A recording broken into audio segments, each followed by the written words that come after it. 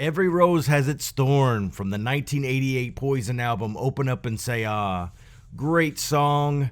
Probably one of the all-time best power ballads of the 80s. This song still plays on numerous radios. You know, when Bret Michaels takes that deep breath at the very beginning and that G chord rings out on that acoustic guitar, you know exactly what song you're about to hear. So much to say about this. We're also going to be looking at A Shot of Poison, the 10th anniversary director's cut from author Christopher Long, good friend of Song and Verse Ministries, and someone that's been behind the scenes and knows what the rock star lifestyle is like. Chris's story is phenomenal. We'll talk a little bit about that as well. Buckle up, stay tuned, we're ready to rock.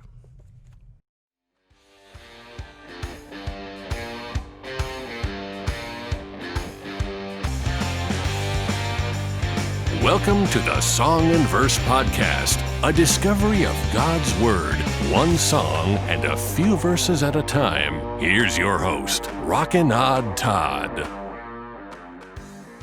Hello and welcome to the Song and Verse Podcast, a discovery of God's Word through song and verse. I am your host, Rockin' Odd Todd, and we are so happy you've decided to be with us today. Crazy week coming up here, folks. Thanksgiving week, so much going on. We've got a lot to talk about. Every Rose Has Its Thorn is the song we're going to look at this week. And then we're going to talk a little bit about A Shot of Poison. We're going to give us a little bit of a book review, talk a little bit about what's in here and what author Christopher Long has been through in the world of rock. But before we get too far along here and jump into the book and talk a little bit about Poison from a band perspective, let's look at those lyrics. Let's talk a little bit about Every Rose Has Its Thorn and go from there. I've picked out a few lines that I really want to talk about and really kind of get our heads wrapped around a little bit. So this song is really about a love story. It's about a guy and girl relationship that is just not quite going the way it needs to go, and instead of being able to communicate with one another, they say, look, at least we had a chance at love, at least we had some good times, and let's cut our losses. So I'm going to read these lyrics real quick.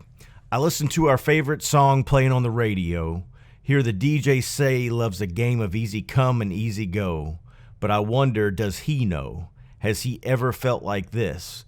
And I know that you'd be here right now if I could have let you know somehow. I guess every rose has its thorn, just like every night has its dawn. Just like every cowboy sings a sad song, every rose has its thorn. Though it's been a while now, I can still feel so much pain. Like a knife that cuts you, the wound heals, but that scar remains. And so on. You know, it's really heartbreaking, some of the things that happen to us in life. And totally spinning this in a different direction, just to go on a little bit of a biblical narrative here real quick. When I think of a thorn, I automatically go to the thorn that was in the side of the Apostle Paul. In 2 Corinthians 12, 7 through 10, he talks about having that thorn. And I'm going to go ahead and read that real quick. Therefore, in order to keep me from becoming conceited, I was given a thorn in my flesh, a messenger of Satan to torment me. 3 times I pleaded with the Lord to take it away from me, but he said to me, my grace is sufficient for you, for my power is made perfect in weakness. Therefore, I will boast all the more gladly about my weaknesses, so that Christ's power may rest on me. That is why, for Christ's sake, I delight in weaknesses, and in insults, and in hardships, and in persecutions, and in difficulties. For when I am weak, then I am strong. And that's pretty beautiful. I'm going to go down here real quick to the summary, and then we'll take this in a completely different direction a little bit. 3 times Paul prayed for healing and did not receive it. He received, however, things far greater because he received greater grace from God, a stronger character, humility, and ability to empathize with others. In addition, it benefited those around him as they saw God at work in his life. God, according to his sovereign plan, doesn't heal some believers of their physical ailments. We don't know why some are spared and others aren't. God chooses according to his divine purposes. Our task is to pray, to believe, and to trust. Paul is living proof that holy living and courageous faith do not ensure instant physical healing. When we pray for healing, we must trust our bodies to God's care. We must recognize that nothing separates us from his love, and that our spiritual condition is always more important than our physical condition. Although God did not remove Paul's physical affliction, he promised to demonstrate his power in Paul. The fact that God's power is displayed in weak people should give us courage. Though we recognize our limitations, we will not congratulate ourselves and rest at that. Instead, we will turn to God to seek pathways for effectiveness. We must rely on God for our effectiveness rather than simply on our own energy, effort, or talent. Our weakness not only helps develop Christian character, it also deepens our worship, because in admitting our weaknesses, we affirm God's strength. And so what I really think is cool about this song and that narrative is, a rose is this beautiful thing, but it has thorns on the stem, every rose has its thorn. And so when you think about it from that nature, those thorns, some may see as blemishes or some sort of painfulness that comes along with holding a rose or something of that nature, however you want to look at it. When they wrote this song, I'm sure they had something of that nature in mind. But what you see is beauty through pain. And so like Paul's talking about here, the things that we would consider thorns in our life or struggles or temptations or just things that would detract from beauty actually bring beauty in the process. You look at who Paul was despite that thorn in his side, and despite those struggles and despite his weakness, he was made strong and made new through God. He was made beautiful through his Lord. And so, when I think of this song, of course, that thorn element kind of throws that back to that narrative for Paul. And of course, it's kind of going out a little bit on a limb. I mean, this is about a guy and a girl. There's no doubt about that. But there's also other narratives in there. Every night has its dawn. Every cowboy sings a sad, sad song. There's so much metaphor in music and in songs that you can really start to see the way pain works and how sorrow and sadness is sort of a beautiful thing too, because out of that you have new chapters and you have new seasons and new places to look after you've gone through these certain experiences. And that's not just sad or dark expressions in life. That's happy ones and everything else as well. And so that's the cool part about this, because I see this as a not just a love song, but a life song. One of those songs that really kind of spells out the peaks and valleys of life, so to speak, and how when one door closes, another door kind of opens in another direction. And it's really kind of cool to see. And so really that's what I kind of wanted to think about here. Now, from a personal perspective, anybody that knows me growing up knows that I was a pretty big Poison fan. My first LP was Bon Jovi, Slippery When Wet. Heard Living on a Prayer, and I was hooked on music, hooked on rock. But it was not until Poison's Open Up and Say Ah record came out, and Nothing But a Good Time, and Every Rose Has Its Thorn. When those singles were out, I was absolutely hooked on hard rock and especially Poison. Overnight, I became pretty much a huge fan of their music and T-shirts, the works. I was a Poison fan. In fact, I think my parents were scared at one point because there was a banner in my room that said Poison Rules, right? And posters, Hit Parader magazines, I was enamored by who these guys were and just the fun-loving nature of it all. C.C. DeVille's guitars seemed like every video he had a new guitar. In some videos he had 3 or 4 different guitars he's playing. Ricky Rocket's got the drum kits going, and they're all painted in customized ways. Bobby Dog jumping across the stage like a crazy person with his bass, and then of course Bret Michaels in the lead vocals. And pretty crazy times in that band. I mean, they were very underrated because of the image that first kind of came out. And we talked a little bit about this with author Christopher Long. And in his book, A Shot of Poison, he details his life on the road with them, working for the band and really getting to know the guys. And, some of the interesting things about that, and this book is chock full of what it was like to be with them. And, I think the crazy thing was, and he alludes to this in the book, it was a tell-all piece. And the rock and roll world can be a little bit of a treacherous battle, so to speak. I mean, they're in the trenches daily, town to town, driving on the road, hurry up and wait mentality as far as trying to get to the next place, hurry up and wait for the stage to open, the doors to open, the concert to start, that kind of thing.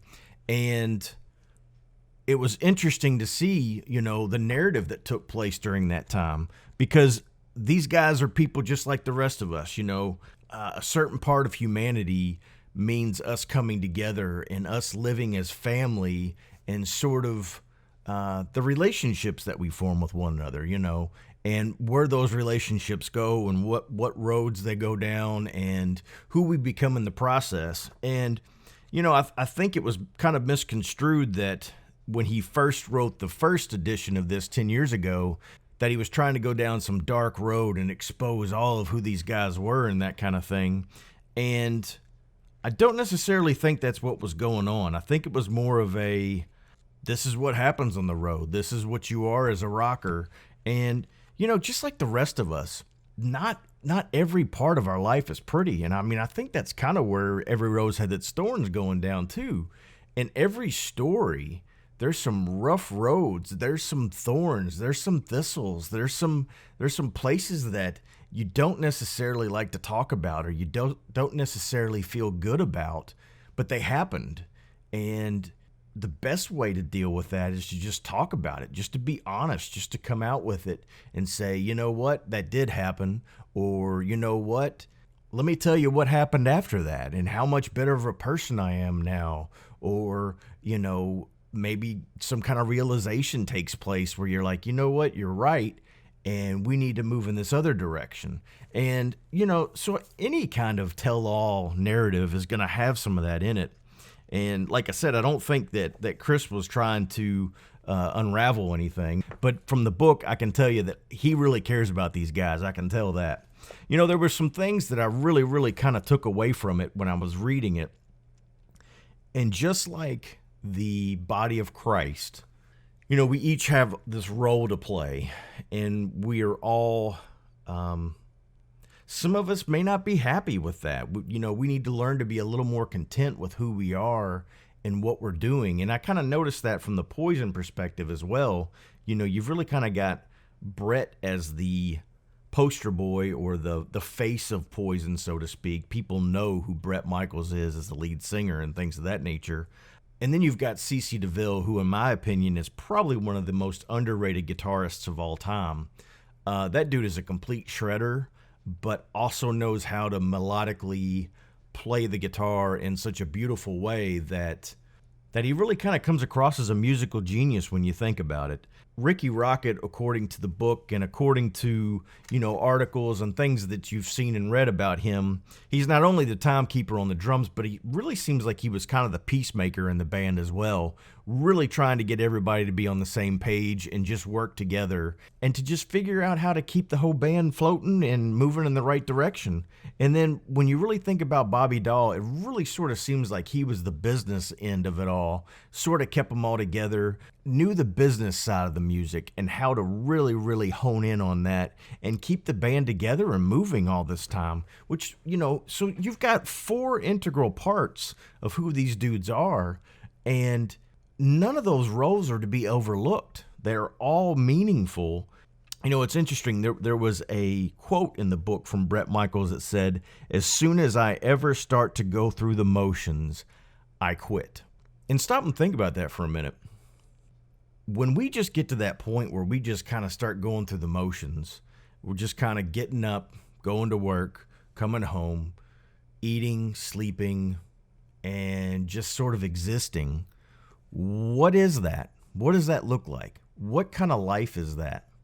And when he mentioned that, I was like, faith can be that way too. And I know we're kind of spinning off in another direction here again, but I see life in so many different people from a spiritual aspect. And the things that we say and do in life have a spiritual connotation to them as well. And so I just think it's pretty wild to see, hey, when I start going through the motions, that's the time when I quit. And it's like, that's the same way in our walk and in our faith. We have to constantly keep moving forward, keep looking for new avenues, keep looking for ways to move differently in the kingdom and see what God's doing and where he wants us to go. And from a musician side of things, you could probably look at that as being like, it's not so much about the music anymore. It's more about sustaining the lifestyle that we've created, or chasing the possessions of this world, more houses, more cars, more women. And of course, we know that that's not what's fulfilling. That's not what fills that God-shaped hole that so many people have spoken about. And, we actually even wrote about in the Fridays with Alice post this past week, where Alice talks a little bit about that. So an interesting part of this is Chris talks a little bit about the relationships he's had with members in the band. Without going into a whole lot of detail, if you want to read the book, check it out. But it almost seems like there's a few factors to really think about while you're reading it and while you're looking through it. And one of those things is money and lifestyle and fame and fortune. When we allow those things to drive the narrative and really kind of drive who we are inside, we don't tend to care as much about others.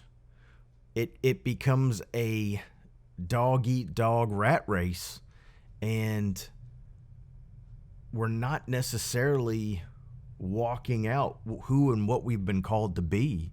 And we're fighting that internal battle of who we've been created to be and trying to create our own narrative of who we are. It's as if we're beginning to worship ourselves and believe that there's so much that should be given to us, and we deserve this and we deserve that. And that's not just pointing at the dudes in Poison. That's talking about humanity. Once we've made a few dollars and we're heading in the right direction, successful, doing things and making a name for ourselves, we're really kind of pushing into some new territory, and it's exciting. It's cool. You think that you start to believe your own narrative, so to speak, that you're maybe something more than you really are. And we've talked about this a little bit in previous episodes, where you kind of find yourself digging this hole and expecting to get somewhere, when all you really need to do is look up and grab the hand of the man that created you. And we talked a little bit about that in previous episodes with Chris, when we talked about his book Superstar and Somebody Saved Me from Cinderella. That hand is out there ready to pull you back up at any time, but yet we want to look down and keep digging our way, thinking that we can somehow dig our way out of a problem. And it's like we're only making it worse and worse and further down into that pit or that abyss. I think one of the major points that I found in the book, and to really drive home a little bit of what we're talking about, I've got the book here, and there's a passage that I highlighted and I really thought was thought-provoking that Chris came up with. The realization of those personal experiences often fell short of my naive expectations. Rock and roll is largely an illusion of perpetual fun, excitement, spontaneity, and a sense of brotherhood among band members.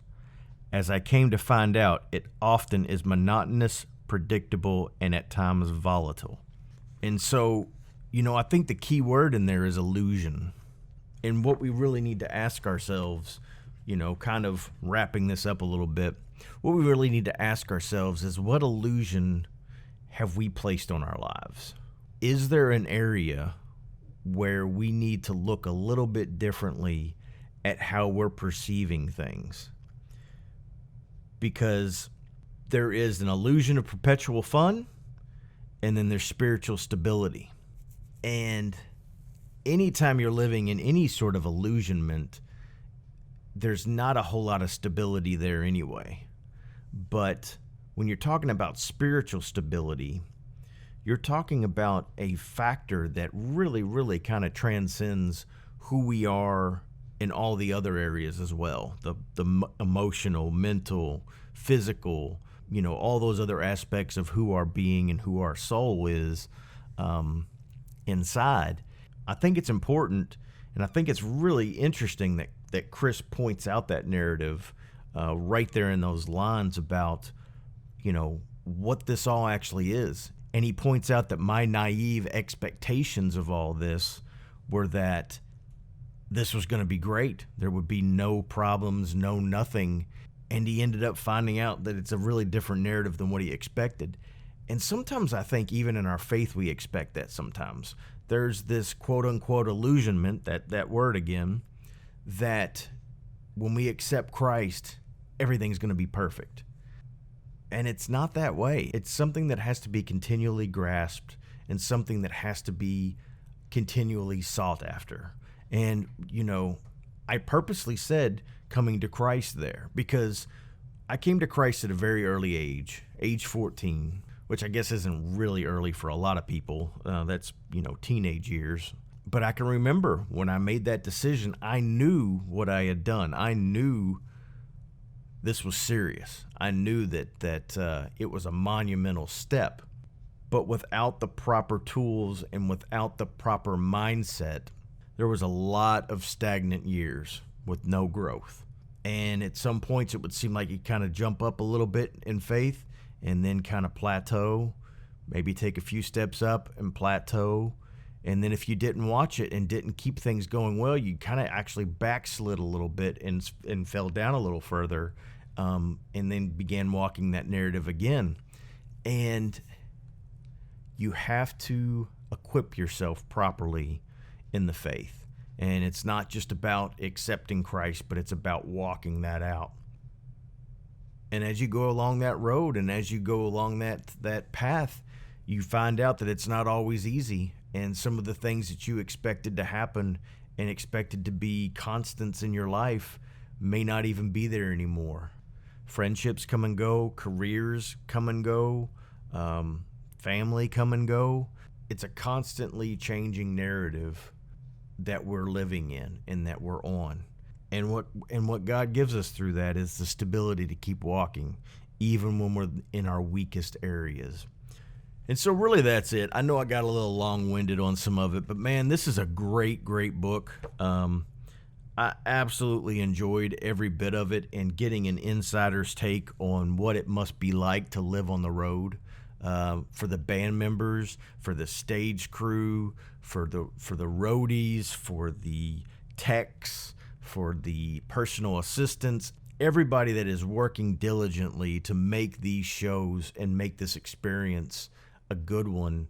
Man, hats off to these people. And man, through COVID, just think about what these folks have been through, being stuck indoors and not being able to live out their life the way they normally would. And so it was really cool to read the book and also get a little bit of Chris's take in an episode that'll be coming up soon. So in the coming week, of course, this week being Thanksgiving and Black Friday and all that good stuff coming, we are actually going to be giving away 2 of Chris's books, Superstar and A Shot of Poison. And The Shot of Poison has actually even been signed by him. Let you see it there. Hope you enjoy my poisonous story, Chris, 2020. So we're gonna be working on coming up with a way to give these away to one lucky person, and we'll give you a little more detail about that, and that'll be coming later this week.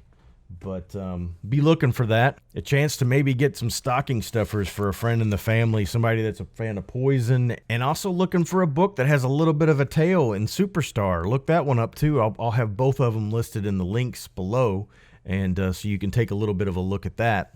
As we head into this holiday week, I just want to stop and let you know how thankful I am for all of you that are listening to this program. You guys have made this a very, very rewarding process for me. So much is going on. It is so cool to see, and can't really talk about a whole lot of it right now, and I'm sorry it's only been me for the last few weeks doing this, but this is the easiest way to get a video out and edited and good stuff like that. We do have a long line of guests still coming up, and I'm hoping to have some videos ready hopefully next week. And then, like I said, I'm hoping to have the interview that we did with Chris ready in the next couple weeks as well, because man, that was great. And so I really wanted to just break the ice a little bit with this one and talk a little bit about the book and just what that band means to me. Poison was one of those bands that really just kind of opened up the doors to music for me from a hard rock perspective. And then, of course, once that door was open, it went in multiple areas. And I was made fun of quite a bit as a kid because, I had The Cure, I had U2, I had Poison, I had all the hair band stuff, some thrash metal, some punk. I mean, there really wasn't a band that I wouldn't at least try or listen to on some level. But for some reason, genres of music and people that listen to certain types of music like fought with one another or didn't like one another based on what it was that they listened to. And I always thought that was so odd, because I thought it was really cool how music would speak in these different narratives in different ways and really fit a mood. I mean, it's like they were speaking a human narrative, but just in a different light. And was really diverse and really cool to see when you really wanted to look at it and lay it out in front of you as far as all these different genres and all these different bands. And then, of course, age 14, come to Christ and really learn about who these other Christian bands were and just this new narrative before me. And that's kind of how this door opened. And like I said, I'm just thankful to be on this journey and thankful that you guys are along with me. And, that really kind of wraps it up. Every rose has its thorn. Every night has its dawn. And I don't know that I have very much more to say. You guys take care. Enjoy your week and enjoy some time with family and friends if you're able to do that. But stay safe in the process. This is Rocking Odd Todd signing out for this episode of the Song and Verse podcast. Love God, love people, and love Pat. You guys take care. We hope you enjoyed this episode of the Song and Verse podcast. Hopefully it was an uplifting, honest, and meaningful experience for you. We do accept donations. If you feel led to give to the Song and Verse Ministries, check out songandverseministries.com/donate for a number of different ways to give back. And also be sure to check us out on Facebook, Twitter, Instagram, and Pinterest. We hope you tune into the next episode of the Song and Verse podcast. Until then, keep searching for the DNA of God's Word found flowing through song.